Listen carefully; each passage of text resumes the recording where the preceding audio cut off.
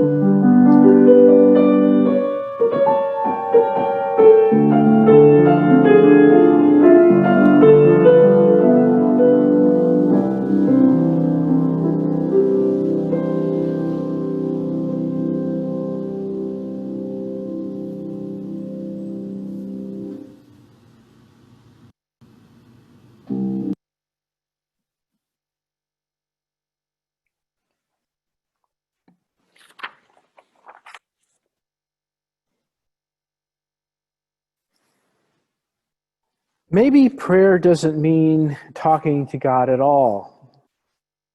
Maybe it means just listening, unplugging the TV or turning off the computer, quieting the mental chatter and distractions, and listening to the birds and the insects and the wind and the leaves and the creaking and groaning of trees, noticing who else is out there, not far away, but nearby. We've had some beautiful days to be able to get out there and listen to nature as the fall is unfolding. Listening is one of our primary senses. It does everything from helping us to build a connection with loved ones to sensing danger, like the howling wind or a falling tree, or a warning that there's an animal rushing through the bushes. It's an organ in our human body that also processes language, and it provides us the apparatus that allows us to keep our balance. It helps us enable the rest of our bodies to do all sorts of beautiful things. It also helps us be aware of others, even without language, like the crying of a baby. Many parents that I have talked to have told me that they can tell by their baby's cries if the baby is hungry or needing a diaper change or needs some sleep. Our ears can be so sensitive that parents can often differentiate the sound of their child's voice in an ocean of noise at a playground. I was surprised several years ago when I was at General Assembly that a friend of mine came up behind me who I knew from back in my days in high school when I was in the Young Religious Unitarian Universalist movement. Even without seeing her, I heard her voice, and as I was turning around, I said, "Is that you, Judy?" I hadn't seen her for 32 years, but there was something about her voice that I was able to recognize. It's incredible how powerful our ears can be. But today I want to talk about a different kind of listening. It's a listening that's less attributed to our auditory awareness, but more to a sense of spiritual awareness that uses the metaphor of hearing because it is so powerful and appropriate, though I think sometimes it may leave people who have hearing loss a little bit out. If we were to categorize this different form of hearing, I would describe it as being spiritual, intuitive, mindful awareness of being and knowing. And this is something that we all have, regardless of our ability to listen with our ears. In his book, The Metaphysical Mind, Probing the Biology of Philosophical Thought, neuroscientist Andrew Nurberg states that spiritual practices in our brain evolve in concentration, like prayer and mantra-based meditation, mindfulness meditation, and they activate our frontal lobes, the areas that are chiefly responsible for directing attention, modulating behavior, and expressing language. That means that the metaphor of deep listening or knowing is, at least brain-wise, similar to that of auditory hearing. It also means that this kind of more profound listening is something that gets us out of our more primitive primitive brain of fight, flight, or freeze. Instead, it moves us into a part of our brain that involves empathy, compassion, and reason. Earlier in our story, the animals all came to the young boy, and they were in a reaction mode. They saw what happened, and then they tried to fix things based on their autonomic reactions and their experiences. The other animals were trapped in a loop of stimulus and response. They saw what happened to the young boy, and they assumed that he was going to respond in the same way that they did. But the rabbit listened differently, and so there's the answer to my quiz. But instead of moving in and responding and trying to fix things, the rabbit just sat with the young boy. The rabbit let the boy know that he was not alone, and he let the boy move through his own process in his own way. The rabbit remained calm, but gave its presence in a non-anxious way that allowed the boy to connect with something beyond himself. When the boy talked, the rabbit listened. When the boy yelled, the rabbit listened. When the boy wanted to hide or try to remember or throw it all away, the rabbit listened. Quieting our minds to hear and be with whatever is there without fixing it or making it go away is not always the easiest thing to do. In doing this, however, the rabbit joined with the boy in his feelings and became very intimate with the child's inner being. The rabbit connected with the child in a way that is beyond sound or words.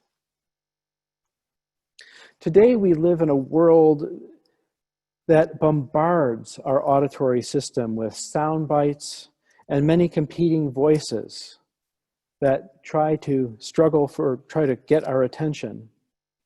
It's hard to keep up with all those voices, demands, and needs from our family, our loved ones, the news on the radio, and the constant reminders and sounds from our cell phones. It doesn't even feel like there's a pattern to it. It's just kind of like drinking from a fire hose. And that is why being able to listen deeper, or listen not just with our ears, but also with our hearts, is so very important. Constant bombardments from sound bites make us dizzy.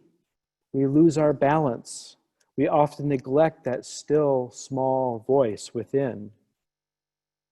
It's ironic because it's that still, small voice that we so desperately need in these times of trial and strain.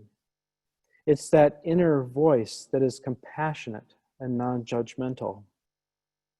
It's that voice of the heart that deepens our connections with others and ourselves and connects us to our inner enlightened being, which in turn opens us up to the doorway of creativity.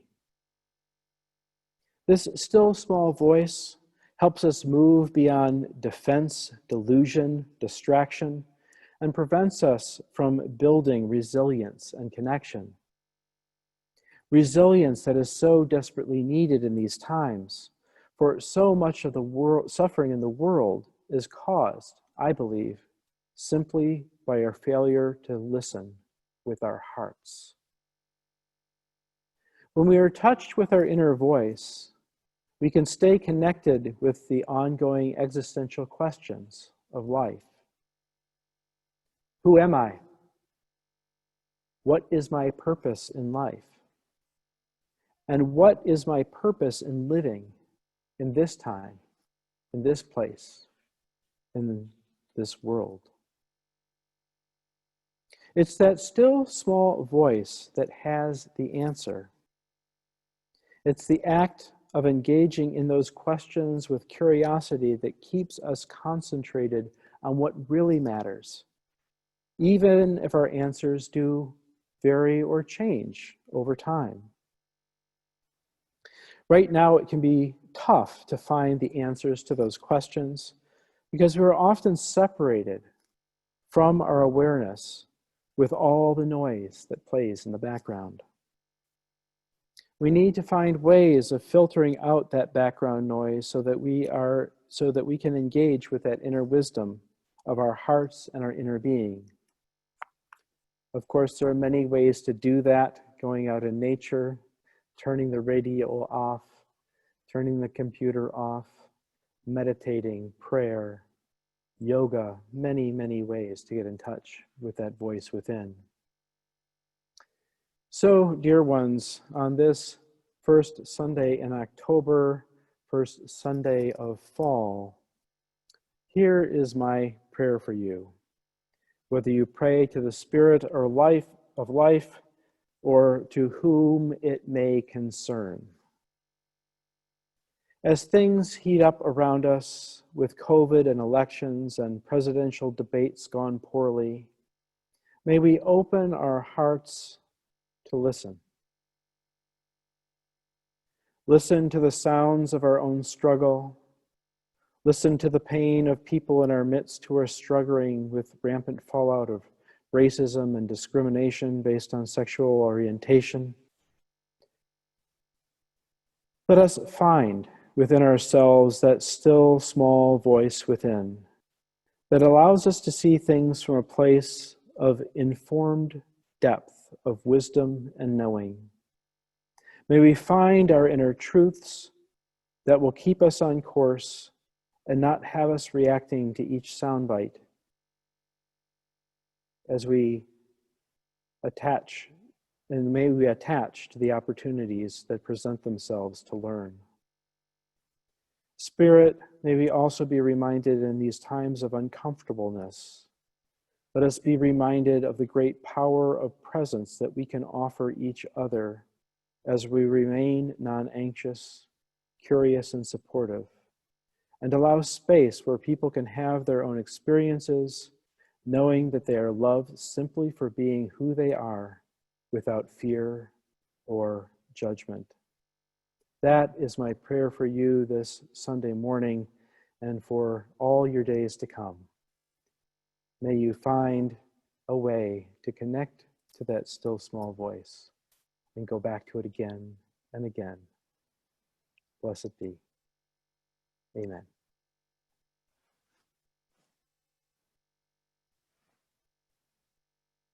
I now invite you to join in singing our closing hymn, Do You Hear?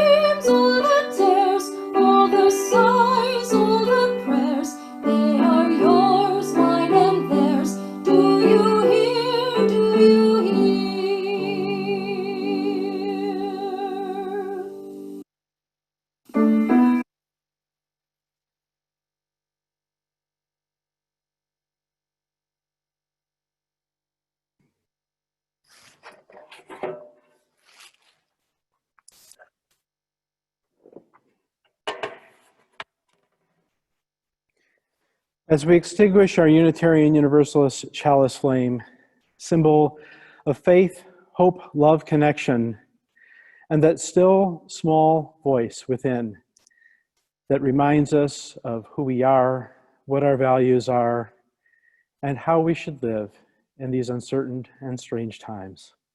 Let us be reminded that although our time of worship has come to an end, our time to service and to each other has only begun. Blessed be. Amen. I now invite you to stay online as we sing our benediction.